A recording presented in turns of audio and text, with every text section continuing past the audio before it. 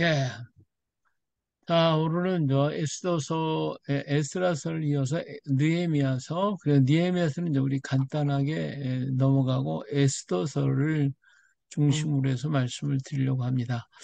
느헤미야서 또 에스라서는 말씀과 회개에 대한 얘기가 기록이 되어 있습니다. 느헤미야서는 에스라서와 한 책이었어요. 근데 4세기경 라틴어 성경이 나올 때 분리되었죠. 두 권의 책으로 이제 나눠지게 되고요. 이 책은 제3차 포로 귀환부터 시작해서 약 25년간의 기록을 하고 있어요. 니에미아는 2차 귀환한 에스라와 더불어 예루살렘 성벽을 건축하고 귀환한 백성들에게 역사와 율법을 가르치고 하나님의 나라 백성으로서의 성별을 띤 삶을 이루어야 함을 강조해서 개혁운동을 일으키죠. 어, 바빌론의 포로로 잡혀갔다 70년 만에 돌아오게 됩니다. 그래서 1차 귀환 때에 그들은 하나님의 성전 건축을 하라고 하는 명령을 받고 하나님의 성전 느부갓네살 왕 때에 하나님의 성전에 있는 모든 기구들 다 가져갔잖아요. 그런 것들을 고레스 왕을 통해서 다 보내주게 됩니다. 그래서 이때 이제 일제 귀환을 하게 되는데 귀환을 해가지고 이제 성전 건축을 시작을 했어요. 근데 하다 보니까 주변에 있는 사람들이 하도 반대를 하고 그냥 조서를 꾸며서 이렇게 협박을 하고 그래서 결국은 성전 건축을 중단하게 되죠. 그때 일어난 사람이 누구냐면 학개하고 스가랴 선지자입니다. 학개하고 스가랴 선지자가 일어나가지고 막 책망을 하죠. 그래서 다시 성전 건축을 하게 됩니다. 예, 이때 이제 나타난 사람이 이제 에스라 선지자였고, 이 에스라 선지자는 와서 보니까 이 백성들이 역사를 모르고, 말씀도 모르고, 뭐, 그냥, 뭐, 성전 건축한다고 하지만은 이스라엘의 역사를 전혀 모르고, 또, 예, 돌아온 백성들이 어떤 체제가 없는 거예요. 그러니까 뭐, 이방인과 결혼을 하고, 뭐, 또 우상 숭배하고, 이런 일들을 막 하니까, 야, 이거 안 되겠구나 싶어서 에스라 선지자가 구약 성경 창세기로부터 시작해가지고 모든 걸 정리를 해가지고 새로 기록한 것이 이제 역대기입니다. 역대기.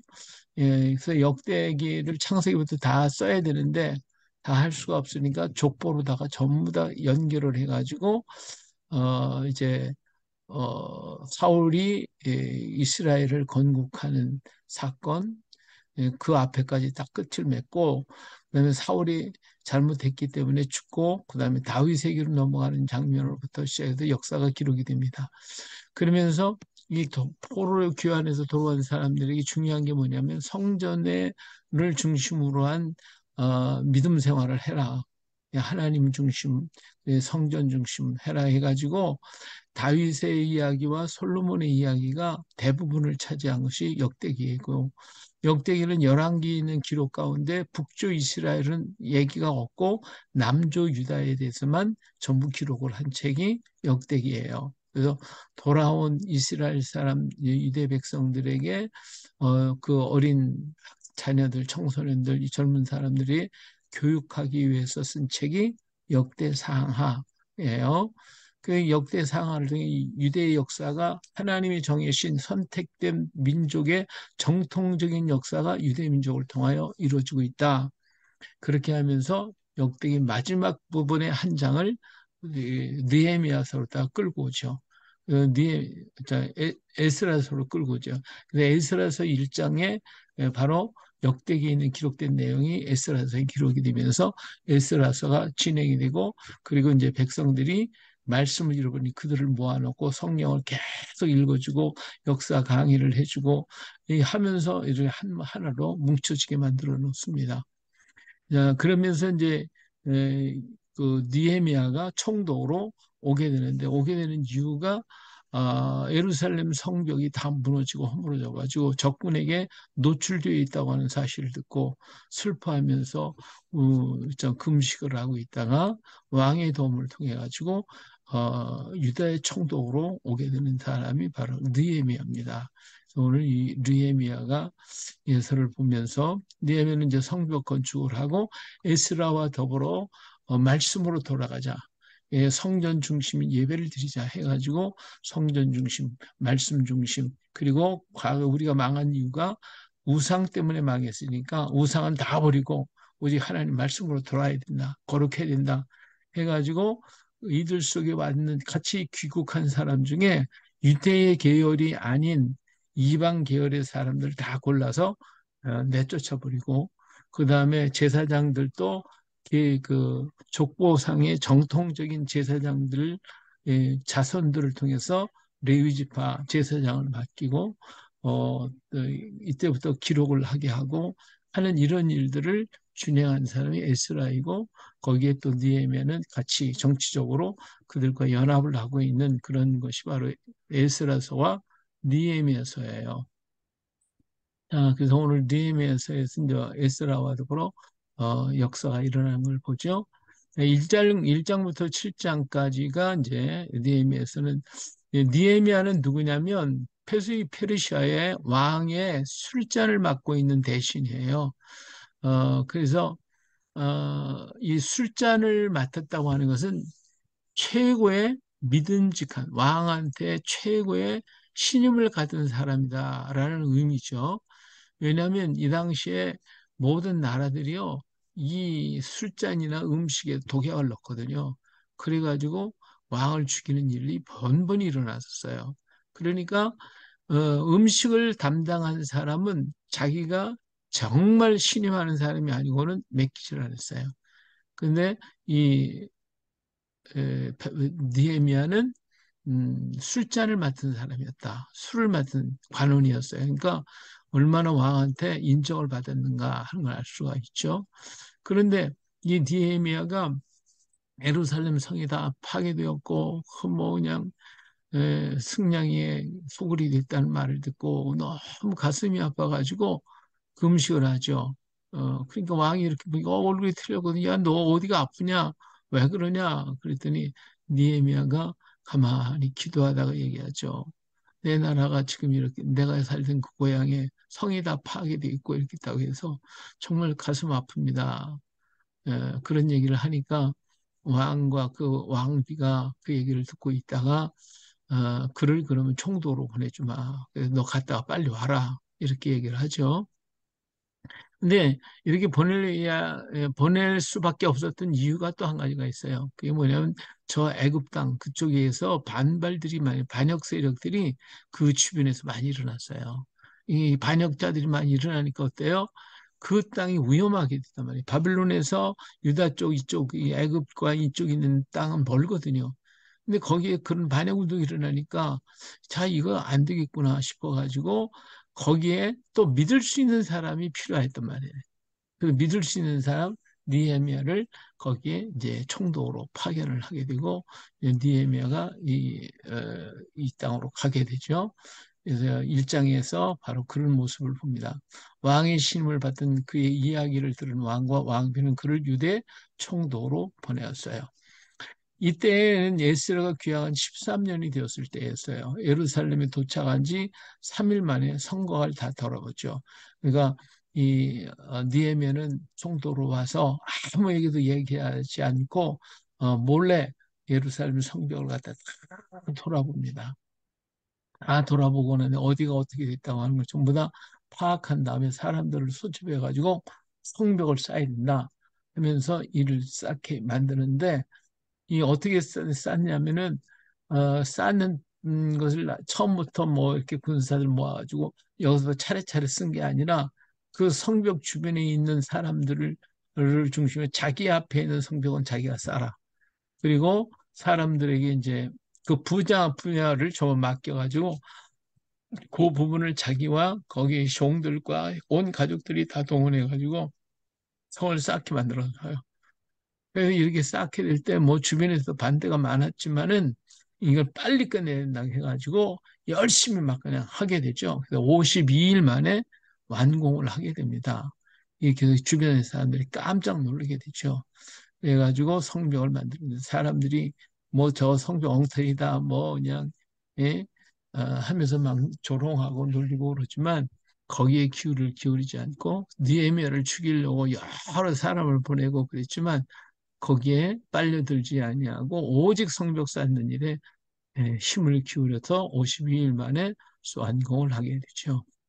그리고 난 다음에 일을 하다 보니까 어떤 일이 생기냐면 이 돈이 있고 뭐 좀 가정이 괜찮은 사람들은 그런 대로 먹고 살 수가 있는데 이게 돈이 없는 가난한 사람들은 어때요? 남한테 돈을 빌려가면서 먹고 살 수밖에 없었죠.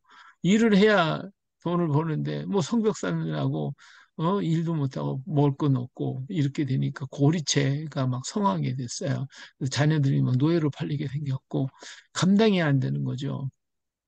이런 것들을 보고서 그냥 막 책망을 해가지고 그들에게 빚을 갖다가 이자를 받지 말라고 이렇게 책망을 하고 그래서 힘을 합쳐서 그들의 동의를 얻고 그리고 자기를 죽이려고 했던 많은 그 음모들을 피해가면서 이렇게 기반을 단단하게 다져가는 그러한 모습이 1장에서부터 7장까지 기록하고 있습니다.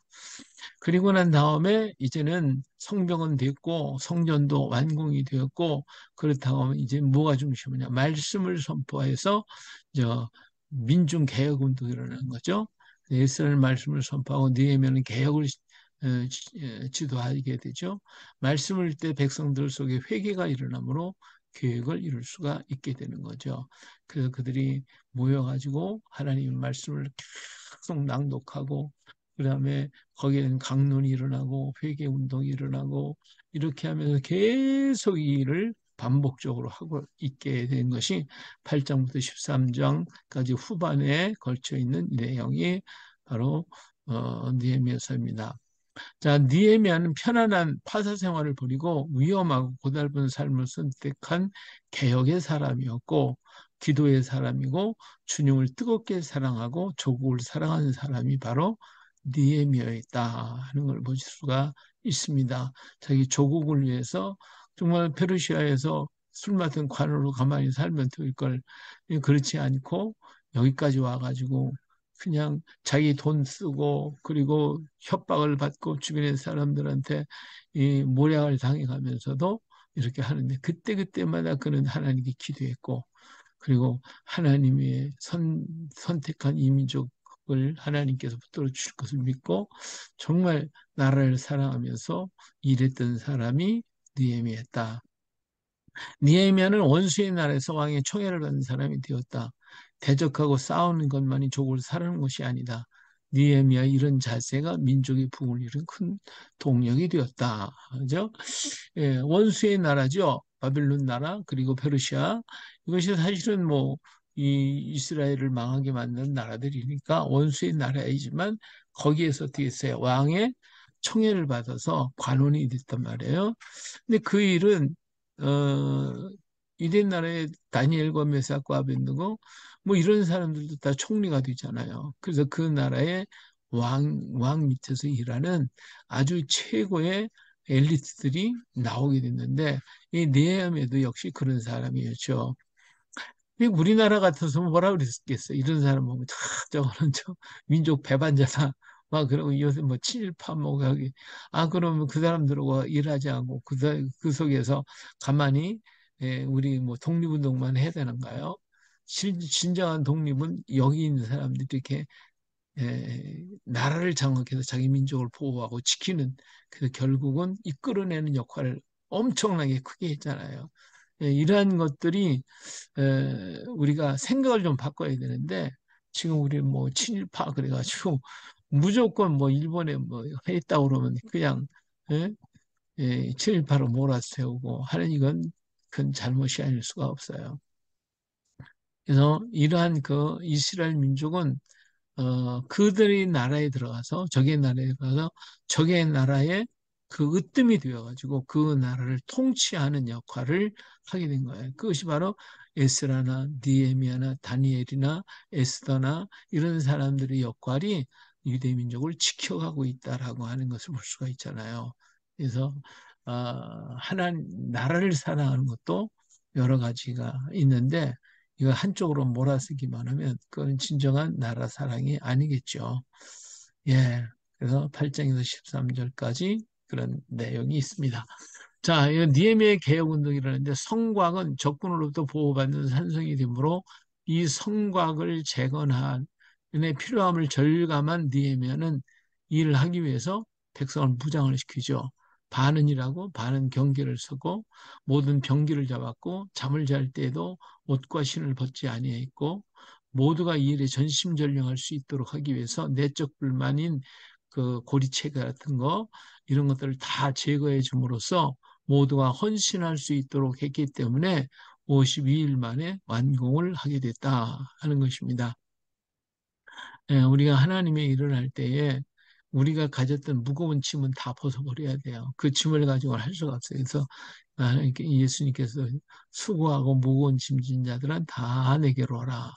그랬잖아요. 근데 주의 일을 하려면 주님 앞에 내 짐을 내려놓고 해야지 내 짐까지 짊어지고 하려고 하면 힘들어서 할 수가 없죠.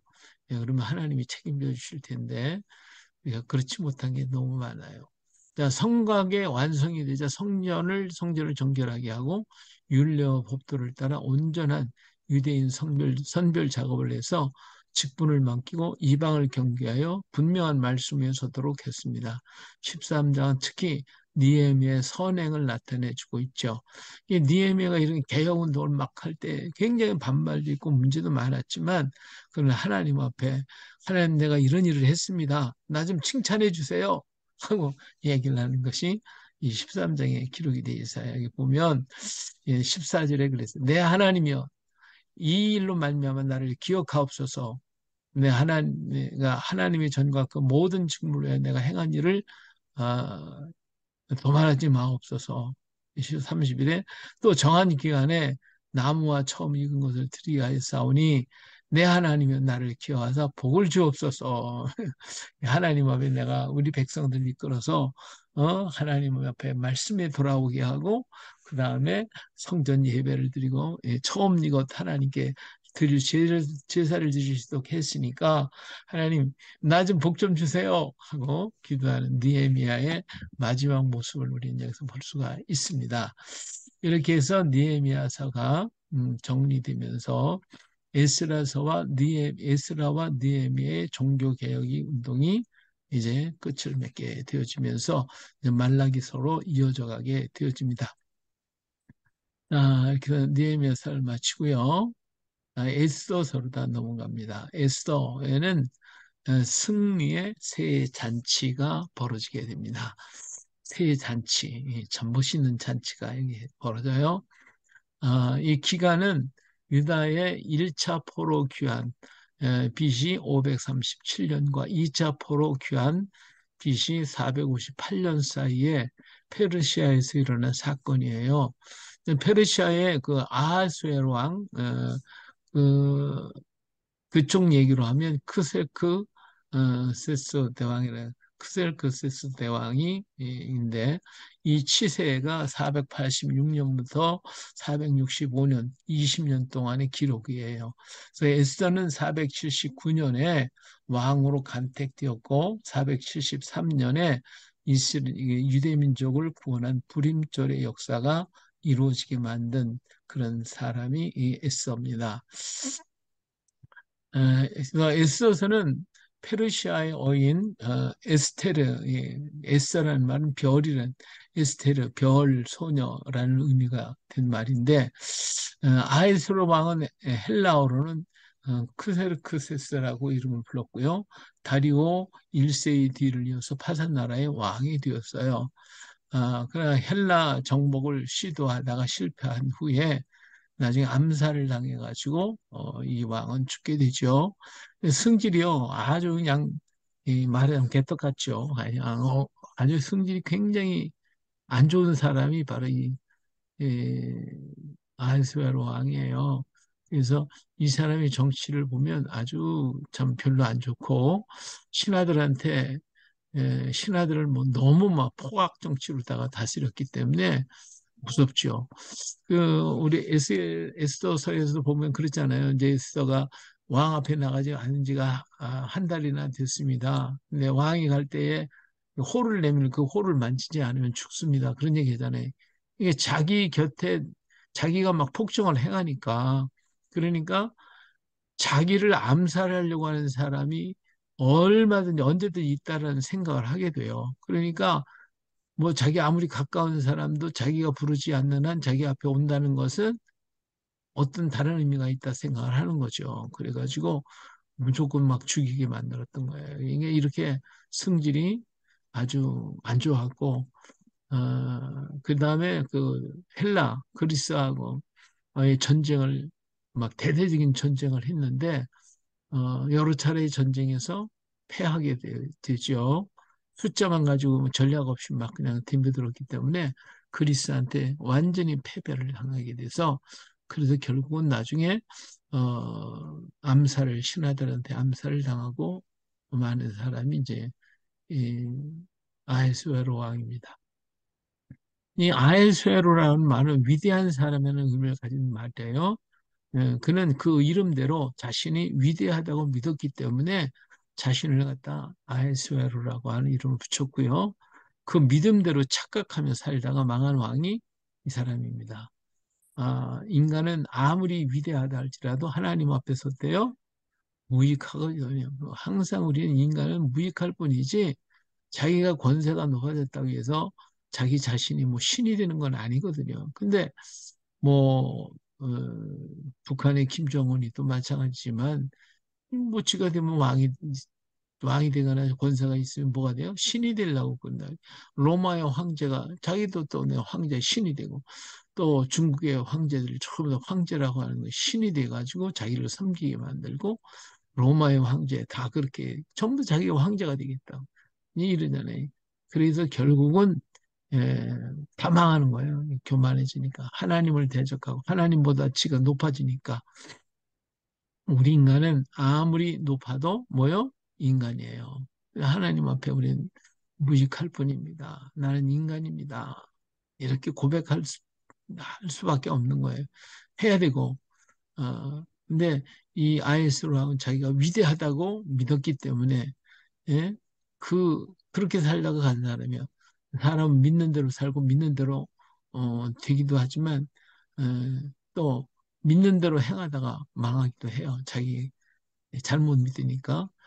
그래서 여기 에스더서는 왕의 잔치로 시작해서 하나님의 방백 모르드의 잔치로 끝을 맺게 되어지는 것이죠. 처음 이제 왕의 잔치가 시작되고 그다음에 에스더의 잔치, 나중에 모르드의 잔치로 끝을 맺는 게 세 번의 잔치가 이루어지게 됩니다. 이것이 에스더서에 있는 얘기예요. 중간에 하다가 혹시 뭐 질문할 거 있으면 질문하셔도 돼요.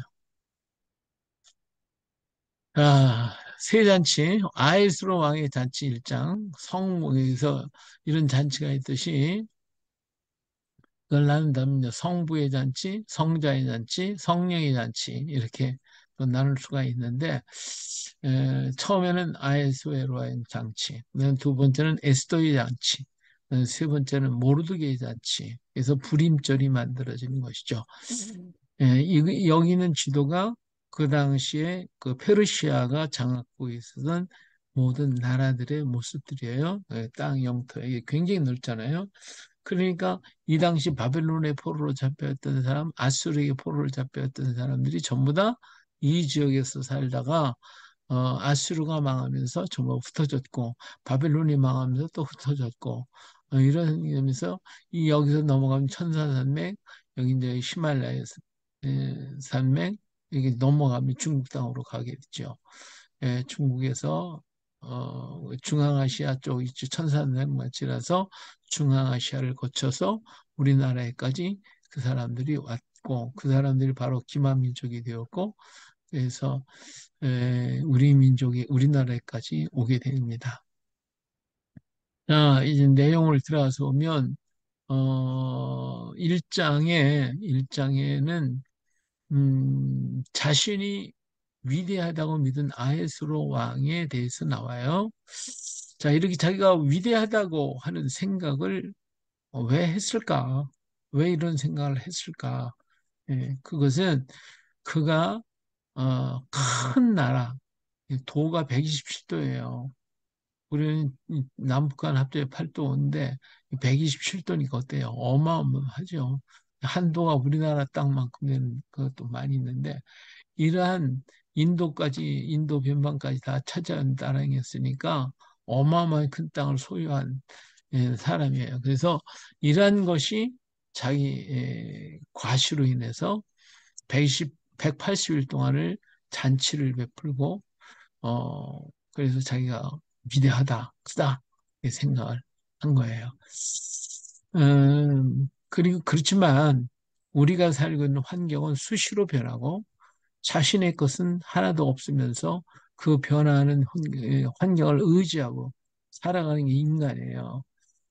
환경이 변하면 그걸 의지하는 사람은 어때요? 자신도 변하게 되는 거거든요. 근데 우리는 환경이 변화도 내가 환경을 따라가지 않으면 나는 변하지 않아요. 환경은 바뀌어진다 할지라도 우리들 삶이 그렇잖아요. 우리들의 환경 자체는 무수히 많이 바뀌어요. 근데 거기에 따라 나 이리 변하고 저리 변하면 그 사람은 제대로 자기 길을 못 가요. 그러니까 세상이 어떻게 바뀌든지 나는 나 길을 가겠다 하고 끝까지 그 목표를 향해 가면 그럼 그 사람은 나중에 위대하게 쓰임받는 사람이 되지만 그렇지 않고 뭐 세상에 따라 이리 갔다 저리 철새처럼 그러니까 정치하는 사람들이 이리 갔다 저리 가 이리로 섰다 저리로 섰다 그러잖아요. 그래서 정치인들을 정객이라고 그래. 객이란 말이에요. 객. 정치하는 객. 그게 어느 날 갑자기 없어져 버려. 사라져 버리고 말아요. 예. 여기 있는 그 도표는 페르시아와 유대인 나라의 이렇게 왕들 또 다스렸던 선지자들이나 이런 사람에 대한 얘기가 기록되어 있어요. 자, 고레스 왕 때에 1차 교환을 시켰고요. 538년에. 그 다음에 이제 수르바벨이 성전 건축을 이루게 되고요. 교환해서 이제 이 페르시안 캄비세스가 그다음에 다리오 왕이 되고 이때 이제 성전 공사가 다시 재개되는데 학개와 스가랴 선자가 나타났고요. 그다음에 이제 486년 아에스로 왕이 오르면서 여기가 에스더가 나타나게 되어지는 것이죠. 이러한 그 장면을 여기서 나타나고 그 다음에 이제 여기 보면 아닥사스다 왕 때의 에스라 그다음 니아미야 그래서 2차 교환, 3차 교환 이렇게 해서 나타나는 모습을 볼 수가 있습니다. 그리고 이제 말라기로 향하여 나아가게 되고 구약이 마침을 당하게 되는 요 간단한 도표이니까 참고하시면 되겠어요.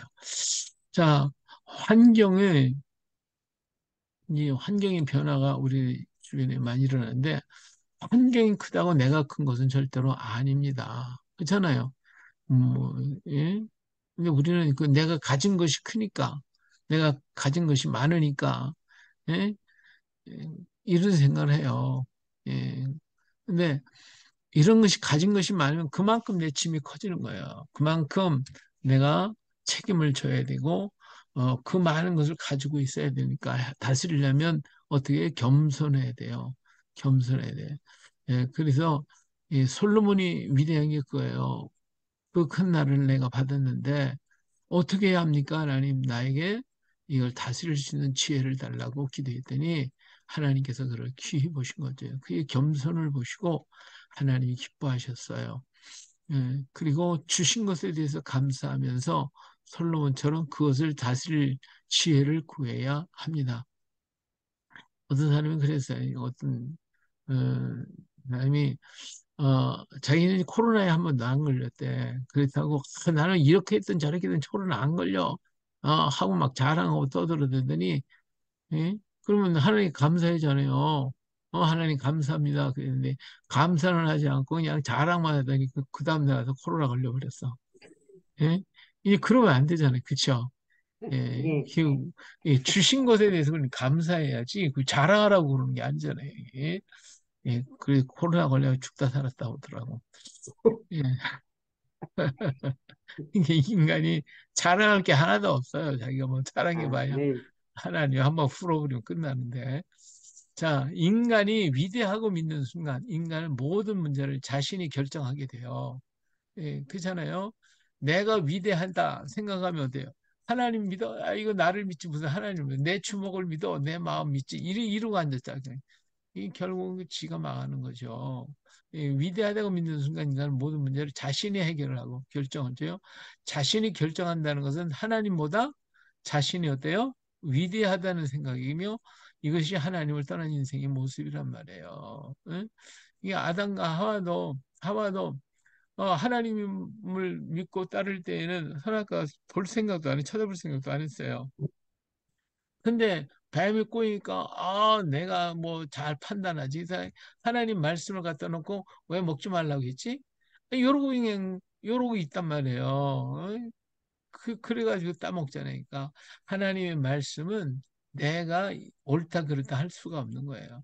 우린 무조건 아멘밖에 없어요. 할렐루야. 그러니까 이스라엘 민족이 애굽에서 나와서 그리심산과 에발산 앞에 딱 둘을 세워놓고 축복하면 그리심산에 있는 사람이 아멘 아멘 그러고 저주를 하면 에발산에 있는 사람도 또 아멘 아멘 하고 하여튼 뭐 저주든 축복이 무조건 하나님 말씀 뭐예요? 아멘이에요, 아멘. 거기에지. 아이고, 아멘 할까 말까, 아멘 할까, 노멘 할까, 아멘 할까. 이러고 있으면 안 되는 거지. 그잖아요. 이것이 에, 자기가 하나님보다 더 위대하다고 생각한단 말이에요. 오늘날도 보니까 야, 사람이 너무 잘난 사람이 너무 많아. 야, 하나님보다도 지가 잘났어. 그래서 그냥 뭐라고 하면 이건 뭐 이렇고 저렇고 이렇고 저렇고 그렇게 말이 많은지 몰라. 예? 예, 그런 사람은 제대로 되는 사람이 하나도 없어요. 무조건 우리는 하나님 앞에 아멘밖에 없어요. 할렐루야. 아멘. 자신이 위대하고 의롭다고 생각하는 사람은 자기 이외에 어떤 존재나 사상, 이념은 제거의 대상이 되고 자신만이 의인이요 능력이라고 단정하는 거예요. 이런 사람 자신을 신격화시키기를 원하고 그리고 자기 생각 이외에는 다 악이라고 생각한단 말이에요. 예? 그러니까 우리 역사에도 보니까 히틀러가 어때요? 자기가 말한 게 선이고 남의 건 다 악이야. 그러니까 어때요? 자기 뜻을 이루기 위해서 유태인들 막 600만에 학살을 하는데 앞장서 가지고 그렇게 했잖아요. 얼마나 많은 사람을 죽였냔 말이에요. 그렇게 죽였잖아요. 캄보디아의 폴포트라고 하는 사람도 지가 옳은 거야, 제 말이. 그러니까 거기 자기 백성들을 갖다가 이 안경 쓴 사람은 다 죽여버리고 손이 붙어오는 사람 다 죽여버리고 이 그렇게 되는 거예요. 자기가 의인이니까. 그러니까 자기와 이 생각이 틀렸다. 자기 생각이 하고 맞지 않는다는 무조건 제거의 대상이야. 무조건 죽여야 되는 거예요. 이게 뭐. 그러니까 인류의 역사의 이 비극적인 역사를 만들어내고 말잖아요. 예, 자기가 신이니까. 이게 얼마나 무서운 일입니까? 음, 아, 지금 그런 사람들이 너무 많이 생기는 것 같아요. 요새 보면. 예. 그러면서 이제 이 아하스바랑이 막 어주를 막 내기, 어주를 내며 그러면 막 백성을 사랑하는 같이 어주를 내. 가장 자비한 모습으로 각 사람이 마음대로 하게 하니 모두가 그것에 취해버렸어요. 어주를 막 그냥 내게 풍성하게 막 내가 말하니까 백성들이 그냥 우리 왕이 최고야 막 저렇게 주니까 최고야 최고야. 그렇게 하는 모습을 보고 혼자서 좋아하는 거지. 예, 그래서 내가 이만큼 자비롭다. 이만큼 내가 능력 있다. 이런 교만한 마음이 자꾸만 들기 시작을 합니다. 그런데 결국 뭐예요? 다 술에 취해버리죠. 술 취해버려요. 예, 백성도 술에 취하고 왕도 술에 취하고 술 취하니까 어때? 꼬락지가 이 술이 취하면 개돼지가 된다고 그러잖아요. 예, 모두가 아헬소야를 찬양하고 있지만 위에서 하나님은 다 보고 계셔요. 그리고 하나님은 어때요? 새로운 설계도를 만드시면서 웃고 계시단 말이에요. 참 어리석고 가스롭구나. 비웃으신단 말이에요. 인간이 그렇게 하는 모습을 보고 하나님은 새로운 설계도를 지금 작성하고 계시는 거예요. 자, 남북한 왕을 볼 수 있어요. 하나님 어떤 사람에도 사용하셔요. 예. 그래서 하나님이 어떤 일을 하시려고 할 때는 그 사람이 어떠하든 간에 사용하고 계셔요. 아에스로 왕을 통해서 일하시는 우리 하나님을 또 우리는 거기서 만나볼 수가 있어요. 예. 그래서 음, 아에스로 왕은 악하니까 하나님이 그를 안 쓸 거냐? 아니요. 하나님은 그의 악을 하고 있지만 그걸 통해서 하나님은 또 새 일을 만들어 가시는 거예요. 이 아에스로 왕은 여러 왕을 통해서 일하시는 하나님을 우리가 만나게 되는데 아에스로 왕은 술에 담아서 취하고 술을 취하면 보이는 게 없어 교만함이 그게 다라고 있어요. 근데 그것을 하나님이 무조건 그냥 없애버리는 게 아니라 그를 통해서 또 하나님이 일을 하는 거예요. 그는 이사야서 28장 3장 에브라임이 술 취한 자들이 교만한 멸관을 발에 밟힐 것이라고 그랬죠. 이 교만은 자기 과시, 자기 자랑으로 나타나고 자신의 것이 최고라고 생각을 하고 있어요.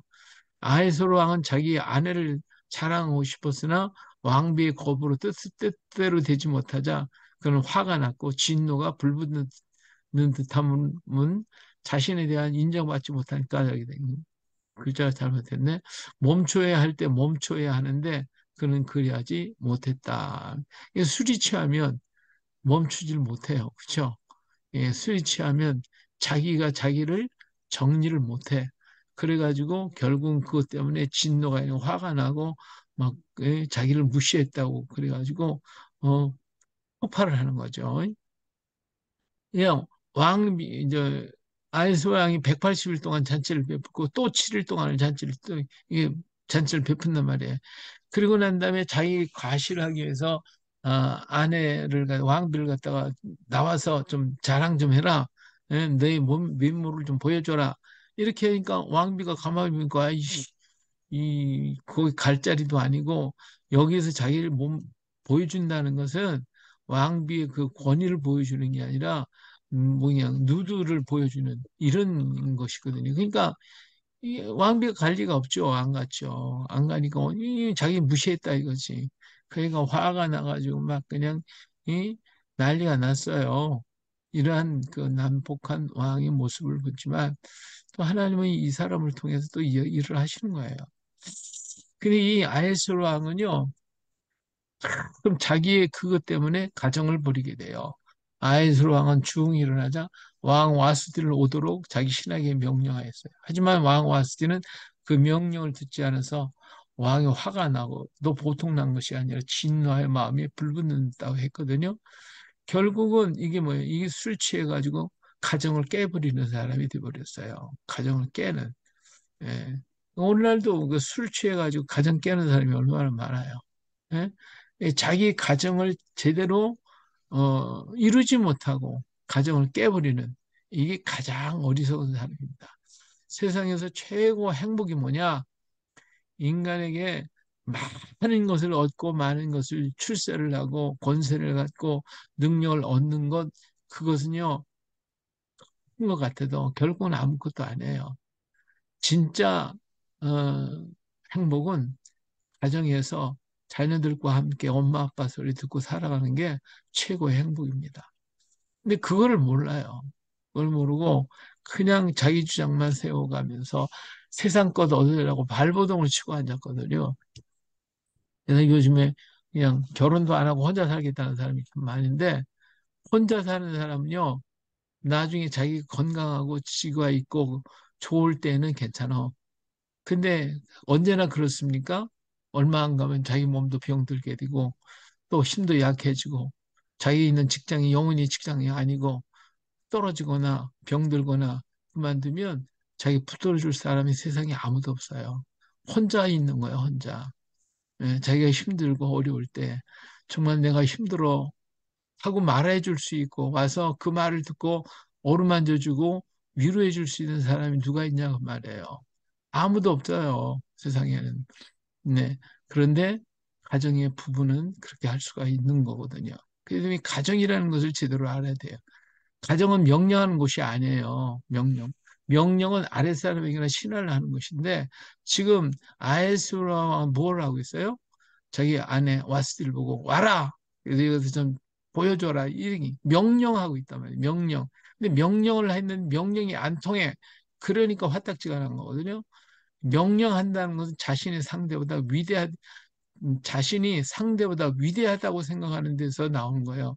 상대방이 자신의 신하라고 생각하는 것이고 자신이 상대를 누르거나 업신여기는 거예요.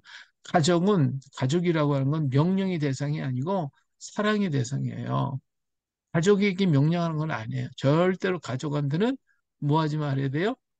명령하지 알아야 돼요. 명령은 가족에게 하는 게 아닙니다. 근데 오늘 가정에서 명령하는 사람이 너무 많아. 그냥, 예? 자기 부인한테, 아이들한테 막 명령을, 막 명령을. 이게 얼마나 어리석은지 몰라요. 이 가정은 명령하는 곳이 아니다. 예. 그렇기 때문에 가족은 약한 자가 강한 자가 되어야 되고, 힘없는 자가 가장 큰 자가 되어야 되고, 병든 자가 가장 사랑받고 존경함을 받는 곳이 되어야 하고요.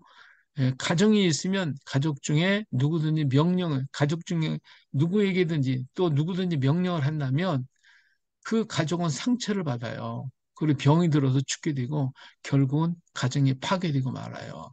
가족은 명령하거나 명령받는 곳이 아니고 뭐 하는 곳이다? 사랑하는 곳이다. 할렐루야. 이 사랑만 있어야 돼. 명령하면 절대로 안 돼. 가정은. 근데 요즘엔 얼마나 명령 잘합니까? 뭐 부모가 자식들한테 그냥 공부 못한다고 밥 안 줘. 이놈의 새끼 뭐 나가 뒤져 막 그러잖아요. 이 명령하면 안 돼. 절대로. 근데 아이스로한 가족에게 명령을 해서 자기가 부인한테 와라. 명령, 신하들 시켜서 명령을 했잖아요. 그것도 사랑하는 아내에게 그리고 일곱 지방관들에게 물어봐요. 근데 자기가 결정해놓고 자기가 한 것에 대해서 인정을 받고 싶은 거지. 그래서 지방관들에게 물어봐요. 근데 이 사람들은 자기 밑에 있는 사람들 어떤 사람이 왕의 눈치를 보면서 자리만 탐내는 간신들이잖아요. 그럼에도 아하스로 왕은 그들에게 물어서 그들한테 인정받으려고 그래. 이게 참 어리석은 인생의 모습이에요. 사단은요, 가정을 파괴하려고 해요. 갖가지 말을 늘어놓으면서 가정이 무너지도록 유도하는 거예요. 사단은 파괴하는 자이듯이 이들도 왕의 가정이 무너지기를 원하는 게 간신들인데 이 사람들한테 가서 내가 한 것이 잘했냐 못했냐 이거 물어보고 자빠졌어요. 이 아이스berg이 위대하다고 자기 생각했지만 얼마나 어리석인가 하는 걸 알 수가 있어요. 어리석은 아이스웰은 규례와 법률을 대하여 물었어요. 자기가 명령해놓고 안 들으니까 이 파사의 규례와 법이 어떠냐 하고 물어봐요. 가정은요 법으로 다스리는 것이 아닙니다. 가정에 법이 존재하는 순간 그 가정은 가정이 아니에요. 법은 사람을 정죄하고 사람을 죄인으로 만들어 결국 사람을 죽게 만든 거거든요. 율법이라고 하는 것은 의인을 위해 있는 게 아니에요. 율법은 죄인들을 위해서 있는 거지. 근데 이 법을 갖다 가정에다 집어넣으면 어떻게 해요? 가정은 법이 있으면 안 돼요. 법이 존재하면 가정은 깨지게 돼 있어요. 가정은 사랑만 있어야 돼요. 가정은 법으로 다스리는 것이 아니에요. 어떤 허물도 다 덮어주고 감싸주는 것이고 뭐 법으로 존재하는 것이 아니라 사랑으로 사는 것이다.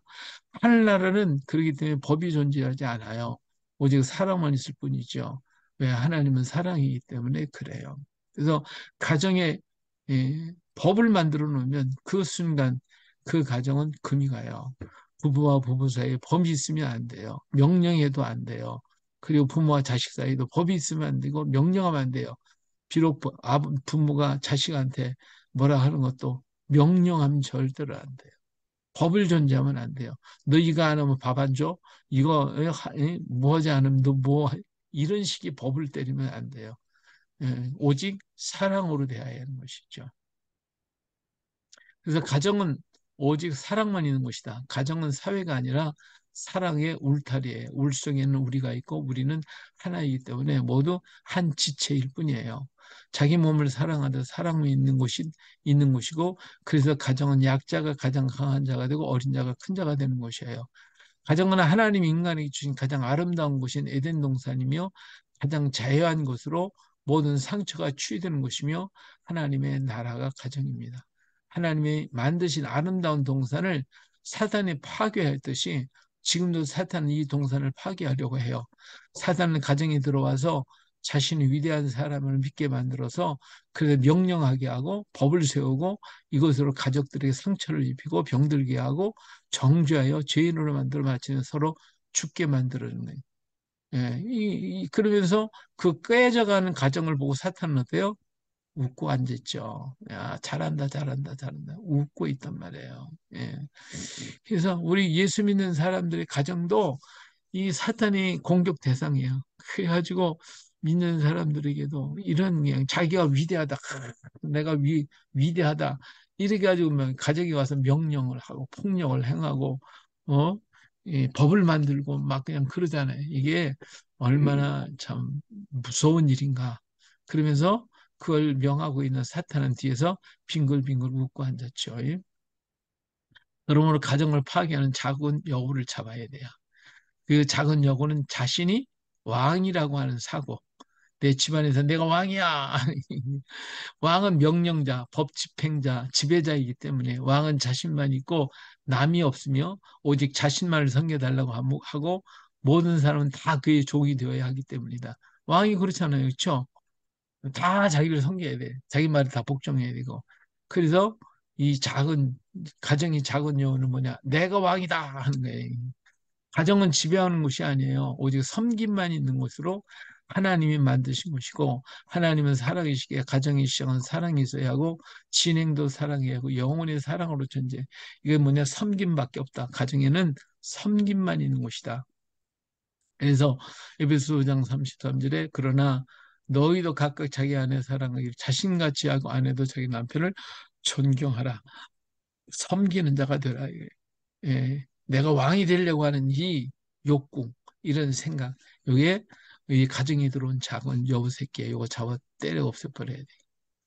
예, 그래서 자 와스디가 이런 것으로 와스디가 폐위가 돼요. 와스디가 결코 나쁜 사람은 아니에요. 그런데 이 아에스로 왕이 잘못됐기 때문에 이런 역사가 일어나요. 아에스로 왕은 자신이 위대하고 믿는 사람이었어요.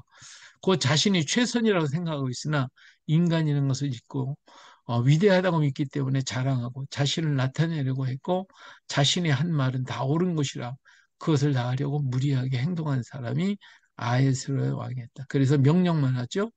그의 삶은 명령뿐이었어요. 하지만 명령하면 할수록 그는 외톨이가 되는 줄은 몰랐어요. 그가 진노하는 것도 자신이 위대하기에 진노하는 것이고 진노하면 모든 산천이 떨고 복종한다고 믿었어요. 하지만 자신의 존재를 망각한 어리석은 사람입니다. 자신이 최고라고 믿는 사람의 주변에 남는 사람은 아부꾼이고 그들은 자신을 죽이는 사람들이나 그것을 모르는 게 그 사람이에요. 아부꾼들은 왕이 무엇을 좋아하는지 잘 알기 때문에 좋아하는 것만 먹게 해서 결국은 죽여요. 아하스 왕의 주위에는 이런 아부꾼만 있었고 그것이 자신의 위험인 줄도 그것이 자신이 위험하다. 자기 권위가 있단 말이지. 권위가 있는 줄을 알았어요. 그런 것들이 있는 것이. 그들은 달콤한 것만 주면서 그것은 자기의 위대함 때문에 그렇게 주는 것이라고 생각을 했어요. 그러는 동안 자신은 점점 잃어버리는 것을 알지 못했죠. 결국 그는 판단력도 의지력도 어떤 결정도 하지 못한 채 아첨꾼들에게 끌려가고 있어요. 그럼에도 아하스로의 왕은 자신은 위대하다 이렇게 생각하고 있죠. 자, 그러나 아하스로 왕은 아첨꾼들 왕의 측근의 신하들이죠. 그들이 지혜로 살아가고 있는 거예요. 자기 지혜를 가지고 하는 게 아니라 그들의 결정을 따르고 생각도 판단도 아첨꾼들에게 빼앗겨 버렸어요. 오히려 그들의 종이 되어 그들이 시키는 대로 하는 그런 모습으로 바뀌어져 가요. 근데 그걸 모르는 거죠, 자기는. 그래서 뭐라고요? 그 신하들한테 물어봐. 이건 규례예요. 법도 어떻게 되는 거지? 하고 물어보니까 그들이 이건 이렇습니다 하고 얘기하니까 왕이 뭐래요? 그 말이 좋게 여기어서 그대로 행하니라. 신하들이 하라는 대로 하는 거예요, 이제. 지가 결정하는 게 아니라. 이게 바보가 된 거지. 그것이 잘하는 것인지 잘못된 것인지도 몰라요. 그저 그들의 말과 생각을 따라 그대로 따라가는 거예요. 이게 자기 위험인 줄 알았지. 왕은 아창꾼의 종이 되어서 왕위를 폐위시키고 말아버렸죠. 예. 이게 얼마나 자기 결정도 아니잖아요. 신하들이 이렇게 해야 됩니다. 하니까, 그래. 그러면서 이 자기의 결정도 생각도 하나도 못 주고 아첨꾼들의 말을 따라서 가정을 파괴시키고 있는 거죠. 음. 그래서 세상의 잔치는 꼭 비운으로 끝나는 거예요. 벨사살의 왕의 잔치, 헤로드 왕의 잔치, 세례 요한을 죽이잖아요. 모든 피와 죽음으로 마치게 되죠. 잔치는 자신의 영광과 자기 과신을 위한 것이었어요. 그러기에 성도의 잔치는 하나님의 영광을 위한 것이어야 돼요. 욥은 잔치 후에 꼭 속죄의 제사를 드려서 거기에 자신의 것이 들어있지는 않을까 자신을 살펴보고 자네들의 죄를 혹시나 들어가지 않을까 해서 하나님 앞에 제사를 드린 그래서 의인이 됐어요. 마지막 잔치는 하나님의 잔치죠. 그 잔치는 우리를 구원하시고 기뻐하시는 하나님의 잔치가 되어질 것입니다. 요한계시록에 나타난 하나님의 잔치를 우리가 보게 되는 거예요. 자, 그래서 1장은 그렇게 마쳐지고요. 2장으로 넘어가겠죠. 자, 에스더 왕후가 이제 여기서 만들어지기 시작을 하는데, 자, 뭐 우리가 1장에서 와스티가 폐위된 거야. 와스티가 잘못되고 죄가 있어서가 아니라 그 포악한 왕을 통해서 이스라엘을 구원하시기 위한 하나님의 어떤 계획과 역사가 이루어졌기 때문에 하나님의 섭리 속에서 에스더가 왕위에 올라가는 것이기는 하죠. 그렇기 때문에 하나님은 여러 사람들을 통해서 일을 이루어 가시는 모습을 봅니다. 자, 와스티가 이제 폐위가 되고 나니까 온 나라에 신부 간택을 위한 공문이 선포가 됩니다. 아리따운 처녀들을 물색해서 내시의 해계의 손에 맡겨서 몸을 정결하게 하여서 왕의 눈에 아름다운 신부로 단장하게 해줍니다. 이처럼 우리 성도들도 그리스도의 신부가 될 예비 후보자들이에요. 그렇기 때문에 모두 어때요? 아름다워야 되겠죠. 그리고 그녀를 맡은 일꾼의 말을 잘 따라야지 그렇지 않으면 안 돼요. 몸을 정결하게 할 수 있어 왕의 눈에 아름다운 신부가 될 수가 있습니다. 그러니까 헤게라고 하는 사람이 이 여자들을 신부들을 전부 다 데려서 그들을 정결케 아름답게 만드는 책임을 가진 사람이 헤게예요. 그래서 이 사람은 의 말을 잘 순종하고 따라야 돼. 오늘도 한 성도들은 하나님 앞에서 아름다운 단장을 하기 위해서 주의 종들을 보냈잖아요. 그래서 그 종들의 말에 잘 순종하고 따라갈 때에 그래야 좋은 예쁜 신부가 될 수 있어요. 진정한 그리스도인은 자신을 작은 자로 여겨야 되겠죠. 자, 모세는 에레미야도 솔로몬도 바울도 자신을 작은 자로 여겼고 다윗은 언제나 하나님께 물어서 자신을 이렇게 겸손하게 했어요. 겸손한 자가 되어 언제나 하나님 앞에 무릎을 꿇었고 기도에 쉬는 죄를 범하지 않아야 했고 자신을 드러내지 않고 예수님만 나타내 힘써야 하고 그리고 무엇을 하든지 하나님 영광을 위해 하고 현재를 바라보는 것이 아니라 영생을 바라보고 걸어가야 되고 자신이 위대한 것이 아니라 내 안에 계신 그분이 위대하다고 인정하는 사람이 다시 말하면 회개의 선에 지금 모든 신부들이 다 가 있어요. 근데 거기서 회개가 말하는 것을 안 들어. 그럼 뭐야 왜? 나의 지식과 내 판단이 더 좋아. 그러니까 회개가 말하는 거 안 듣고 내 방법대로 자꾸 해. 그럼 결국은 어떻게 해요? 결국은 거기 떨어지는 자가 되죠. 예? 회개가 하는 것은 내가 지식에 맞지 않더라도 순종할 줄 알아야 돼요. 그걸 따라가야 되는 거예요. 그럼 이 해결하는 사람은 어떤 사람이냐?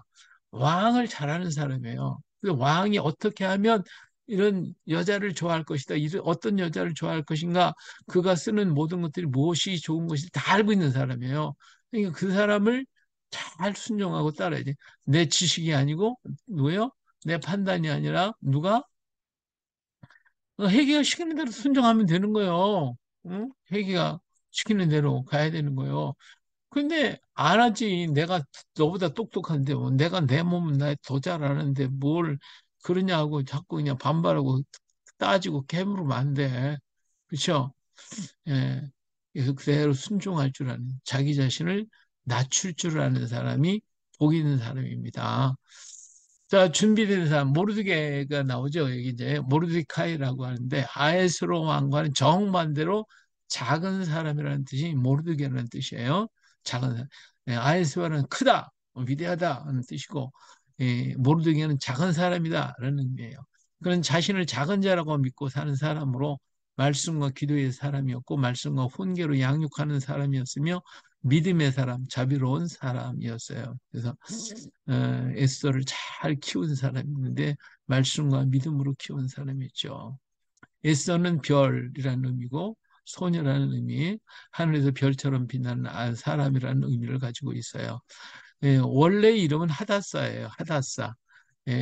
도금향이라는 뜻이죠. 하다사는 도금향. 도금향은 도금향나무에서 나오는 향으로 평화와 감사, 사랑의 상징이며 지중해 연안에서만 자생하는 나무로 알려져 있고 사랑과 미의 상징으로 위인들에게 가지를 엮어 씌워주는 영예로운 나무이고 결혼식에서는 꽃다발로 만들어주는 그런 나무가 이 도금향 향나무예요. 열매는 달콤하고 향기가 있어 날로 먹거나 건조시켜서 먹으며 방부제, 진통제 역할을 하기도 해요. 이스라엘에서는 초막절에 집을 짓는데 이 나무를 사용하기도 하고 부활을 상징하기도 하는 나무이기도 해요. 포로로 잡혀와 보잘것없는 이들은 하나님은 당신의 거시기에 도금향처럼 하늘의 별처럼 만드시고 사용하신다는 의미가 되어지는 것이죠. 좀 흔하고 보잘것없는 나무 같지만 하나님은 언제나 당신의 것을 이렇게 사랑하시고 아껴주시는 하나님이시다는 걸 우리가 이것을 통해서 알 수가 있습니다. 자, 그래서 5절에 보니까 2장 5절에 도성 수단에 한 유대인이 있으니 이 말은 유대인이라는 말의 중심이 있어요. 하나님의 백성, 하나님의 자녀라는 의미로 이 말은 하나님은 절대로 잊지 않으신다는 의미가 담겨져 있어요. 유대인은 선민이기 때문에 선택한 백성이 여인이 어찌 그 젖 먹는 자식을 잊겠으며 자기 태에서 난 아들을 긍휼히 여기지 않겠느냐. 그들은 혹시 잊을지라도 나는 너를 잊지 아니할 것이라고 말씀하고 있습니다. 하나님은 당신의 백성, 당신의 자를 잊지를 않으셔요. 그 사랑하심 또한 크고 크시죠. 그래서 예수님도 길 잃지 않은 99마리 양보다도 길 잃는 한 마리 양을 찾아 나섰고 그들을 찾아가라고 하셨어요. 하나님 역사의 주인공이시기 때문에 당신의 계획하신 바대로 행하시는 거죠. 이들은 바벨론 포로시 1차 포로로 잡혀온 사람들이었어요. 애굽에서 부르짖는 소리를 들으셨던 하나님은 지금 여기서도 듣고 계시는 하나님이셔요. 자녀를 향한 하나님의 사랑은 무한하셔서 자녀의 기도를 귀를 기울이고 계시는 우리 하나님이심을 우린 기억해야 돼요. 여호와께서 내 음성과 내 간구를 들으심으로 내가 그를 사랑하는도다. 그의 길을 내게 기울이셨으므로 내가 평생에 기도하리라. 여호와께서 내 음성과 내 간구를 들으심으로 내가 그를 사랑하는도다.